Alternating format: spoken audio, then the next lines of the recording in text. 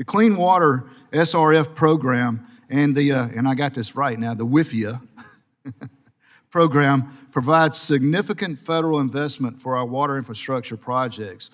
Increasing the efficiency of these programs will benefit communities across the country by reducing bureaucratic red tape and supporting faster project completion. Now, going down the line with each of you, I would like for you just to, can you provide one or two suggestions, and that's based on what your experience is, on ways to improve the efficiency of the Clean Water SRF and or the EPA's WIFIA program? And we'll start with Mr. Walker. Okay, thank you, sir. One of the ways, like I mentioned in my testimony, is to reduce the number of mandates, especially for small communities.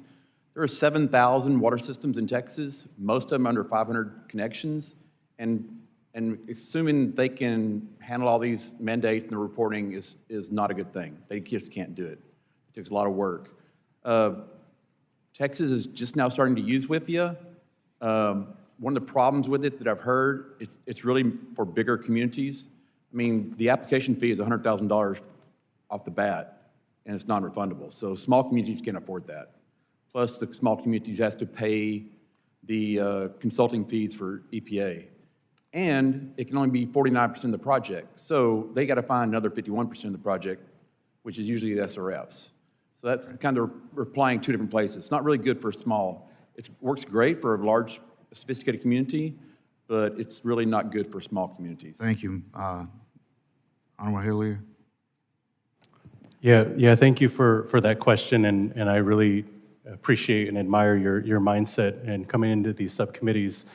For us, generally speaking, for solutions and thinking about what some of the barriers are, for us it's direct funding, and and in forms of grants as well, tribal set-asides, and also just streamlined applications and reporting requirements would go a long way for us. However that looks, and whatever that can be is something that would be beneficial and a good solution, because right now we have to go through so many different hurdles of these requirements, not just local, but state and federal, and then also trying to go through our own code of laws at Lummi Nation. It can be strenuous on our team just to compile and gather the funding. So as a solution, I think that's what we're looking for, something a little more direct and immediate to address the immediate need. Thank you. Mr. Buckley. I'd have to rely on our utility owners to answer this a little bit more directly, but I do see the downwind of a lot of strings that are attached to grants when they come through the SRF's programs. I think creating the loan applications are fairly straightforward, but the grant applications can be extremely tedious, and the people that need, or the end users that actually need the grants the most, are the smaller utilities that we service, and they don't have the personnel or resources to actually do grant writing. It's a little bit difficult for them to get that accomplished. So I think the strings attached to grants and the list of requirements that are needed on grants is just too great. Thank you. Mr. Matidich. Yes, thank you.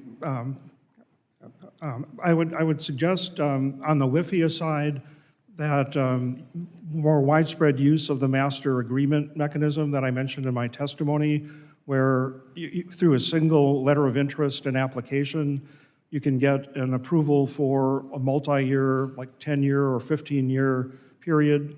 More widespread use of that mechanism would reduce some of the application requirements and bureaucracy. And on the SRF side, the equivalent is programmatic financing. And some states offer programmatic finance, but not all states do. So more widespread use of programmatic financing in the SRF program, I think, could also accomplish some important efficiencies.